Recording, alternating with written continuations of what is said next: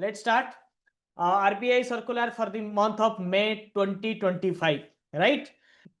What is APR? इस संदर्भ में एपीआर बहुत लास्ट 2 साल से एपीआर के बारे में बात होता है, because they just cheat you. हम भी जब लोन देते थे, मैं भी लोन का हेड हुआ करता था, पहले आईसीआईसीआई में, फिर एक्सिस में, बाकी जब गवर्नमेंट बैंक में तो ब्रांच हेड की हैसियत से था मैं, तो हर जगह लोन ही देना होता था. बट हम उसको कि कितना टारगेट होता है, क्या होता है, तो कस्टमर को डिटेल दिया नहीं जाता है. इवन जो रेट ऑफ इंटरेस्ट है वो नहीं बताया जाता है, उसको हम फ्लैट रेट ऑफ इंटरेस्ट बोल देते हैं. जैसे किसी को 14% रिड्यूसिंग में दिया जा रहा है लोन, तो उसको हम फ्लैट रेट ऑफ इंटरेस्ट में बोल देते हैं, क्योंकि वो लोन अमाउंट रिड्यूस होता जा रहा है, तो फ्लैट में वो कन्वर्ट होके 9-10% होता है. ठीक है, तो हम 10% भी कुछ लोग बोल देते थे. I always tried not to miss sale. मैंने बहुत कोशिश किया है, बट मेरे जो एजेंट थे पहले, they have to do it, क्योंकि लोन का टारगेट है. वैसे पब्लिक सेक्टर बैंक में तो कभी हुआ नहीं है लोन का टारगेट, वो ऑटोमेटिकली फुलफिल हो जाता है. That is the best thing of public sector banks. You must join one for which you are preparing,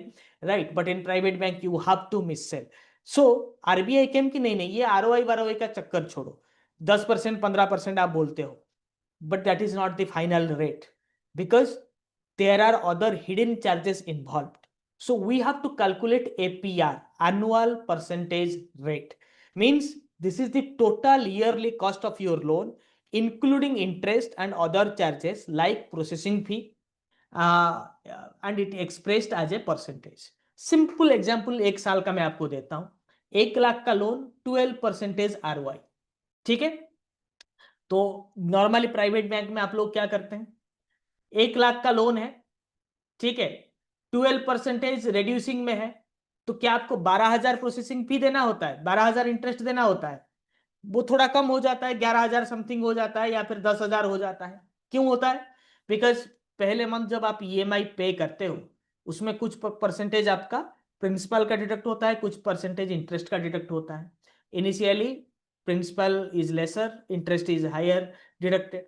So next month your 12% is calculated not on the entire 1 lakh. It is now calculated on the rest amount, 95,000 or 96,000, whatever is left.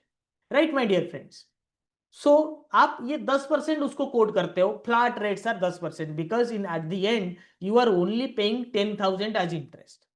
You can crack SBI CBO with only two things. One is the right content and the another is the right intent.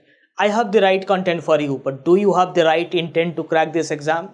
I know that most of you are struggling with your worst work culture and not having enough time to prepare. But simply giving 2 hours a day can give you selection. We have a wholesome course here for you. So don't waste your time here and there. Join the best in the industry and start preparing now. Even in the last 50 to 60 days, there is enough time to cover the syllabus, and we have given you additional test series, and we are coming up with the ready reckoner to aid your preparation.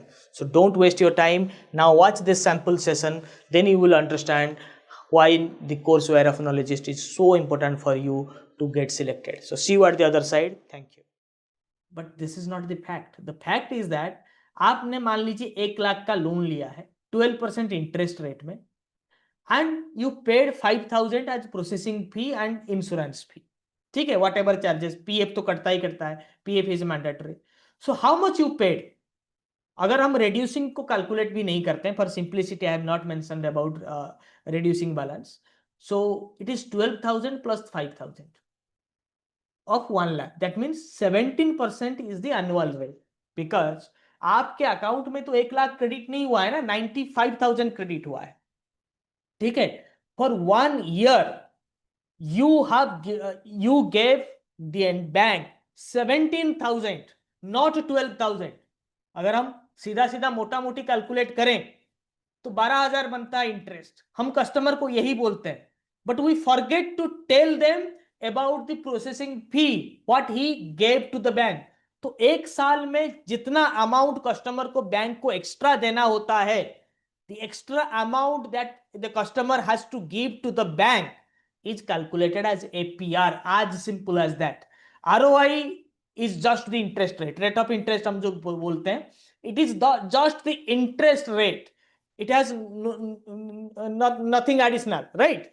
But while APR includes both interest rate, hidden charges, processing fee, insurance fee, whatever is deducted. Got it? अगर ROI 12% है तो 5,000 के processing के साथ वो बन जाता है 17%, 17%. I hope it is clear till now. APR समझ में आ गया.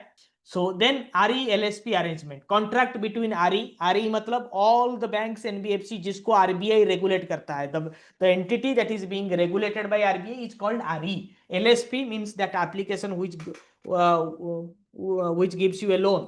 ठीक है, वो एप्लीकेशन जो आपको लोन देता है. ठीक है. So RE plus LSP, there is a valid contract, मतलब legal contract is mandatory. Enhanced due diligence, data privacy, fair conduct to be ensured. RE fully liable for LSP action. LSP कुछ violation करेगा तो RE को fine होगा, मतलब bank या फिर NBFC को फाइन पड़ेगा. ठीक है. तो LSP का रेगुलर पूरा मॉनिटरिंग कंट्रोलिंग उसका होना चाहिए. ठीक है. जैसे if you are posted as a branch manager, even if your people do mistake, you are always liable, right? So similarly, even if that loan provider, that application makes a mistake, takes your private photographs or do something bad with the customers, leaks the data, then RE will become responsible. LSP is working with multiple REs, must show all matching loan offers to the borrower. जैसे कि मैंने बोला था, if you have 3 banks with you, SBI, ICICI, HDFC, then the application has to show all 3 loan offers. Means as per my salary, as per my income, ICICI is offering me 20 lakhs with 20% rate of interest. SBI is offering me 5 lakhs with 12% rate of interest. HDFC is offering me nothing because they don't find me as a suitable match. So that offer they have to display. No biased promotion और dark patterns in the loan display. जब आप loan का display करेंगे या फिर offer दिखाएंगे, no biased promotions means you can not prefer ICICI over HDFC. You can not say it's a good bank, offers are great for this banks. और no dark patterns means you will hide nothing. मतलब this should be crystal clear, as simple as possible for the layman. Here your marketing gimmicks, your tactics to grab customers attention will not work. RBI wants you to be simple, as fair as possible, right? Not that important. Now time is to test yourself. So first question on your screens, we are not wasting any more time. Before issuing regulation, what must the Reserve Bank of India publish on its website? जो last में मैंने बोला था आपको कि public का consultation लिया जाएगा, जैसे मैं भी लेता हूं, मैं लेता हूं सबका कंसल्टेशन, सबका पॉइंट ऑफ व्यू लेता हूं, बट करता अपना ही हूं. ठीक है. क्योंकि बिकॉज आपका ये पहला सीबीओ एग्जाम हो सकता है, ये मेरा 5th है और 5 बार में 6,000 से ज्यादा सक्सेस हुआ है सीबीओ में, मतलब बाकी 4 में, ये तो 5th ऑनगोइंग है. ऑन दैट्स अनकाउंटेड इवन, मतलब बहुत सारे लोगों का 2 साल के बाद मैसेज आता है, कहीं पे मिलते हैं, उनका सक्सेस स्टोरी मैंने लिया भी नहीं है, तो इतना भी ले नहीं सकते. सो when your teacher says from his experience, please rely on that. Draft regulation with a statement of particulars. ठीक है. How much minimum time does RBI provide for the public to submit their feedback? कितना समय मिलता है आपको अपना feedback देने के लिए? कितना समय मिलता है आपको अपना फीडबैक देने के लिए मेरे दोस्तों, बताइए. बहुत आसान चीज है, आसान चीज है, इसीलिए लेकर आया हूं. 21 डेज, 21 डेज. ठीक है. What action can RBI take if final regulation differs significantly from the draft shared by public comments? अगर जो जैसे गोल्ड लोन में अभी हो रहा है, गोल्ड लोन का सर्कुलर कुछ है, आरबीआई कुछ और करना चाहता है, लोग बहुत कंप्लेन कर रहे हैं, ऐसे केस में आरबीआई क्या करेगा? RBI will restart the consultation process under the same framework. फिर से कंसल्टेशन के लिए दे सकता है. ठीक है. What is the primary reason for RBI issued comprehensive digital lending directions? ये जो डिजिटल लेंडिंग के लिए मैंने आधा घंटा आपके लिए आपसे बात किया, वो क्यों किया मैंने? डिजिटल लेंडिंग क्यों इतना इंपॉर्टेंट है? क्योंकि आगे जो नॉर्मल बैंक है, मोटर ब्रिक का जो बैंक है, वो रहेगा नहीं. आप में से कितने लोगों, अब तो बैंक में काम करते हो इसलिए जाना पड़ता है, अगर आपके दूसरे बैंक में अकाउंट है, कितने लोगों को बैंक में जाना पड़ता है आजकल? बिल्कुल जीरो. एड्रेस चेंज से लेकर सब कुछ, क्यों कोई जाएगा बैंक? क्यों कोई जाएगा? आप और हम जैसे पढ़े लिखे लोग बैंक क्यों जाएंगे बताइए? जरूरी है हमारे लिए जाना? To address concerns in digital lending practices, right? Which of the following concerns is not explicitly mentioned as a reason for issuing digital lending guidelines? इनमें से कौन से कंसर्न के वजह से डिजिटल लेंडिंग का गाइडलाइन जारी नहीं हुआ है? मतलब बाकी 3 कारण हो सकते हैं, एक कारण नहीं है। बताइए बताइए बताइए। I hope all of you enjoying the class. Excessive regulatory approvals. आप मुझे भी मेरा भी हाल तो देखिए ना। I have to cater 2 groups, one is English group, one is Hindi group. Few people are pro, few people are new. जैसे यूपीआई में फ्रेशर्स हैं, सीबीओ में बहुत सारे लोग जो हैं, मैक्सिमम लोग पहले से पढ़ा हुआ है, कुछ लोगों का नया बैच है, पहले है। ठीक है। There are amounts of content, उसको भी क्रिस्प कर लाना है। I have to teach it for your exam point of view and for your interview point of view. उसमें अगर आप कंप्लेन करेंगे फिर दिक्कत हो जाएगा, right? I hope you people understand, don't take it negatively. जिनने भी कमेंट किया था, मतलब मेरे लिए एक एग्जाम्पल है, तो आप उसी हिसाब से उसको लीजिए, ठीक है?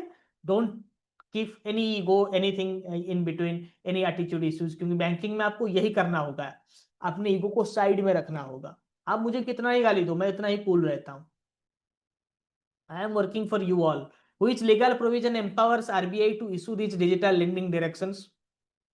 सारे act, multiple act, RBI act, payment and settlement systems act, PSS act, NHP act and many other acts, right?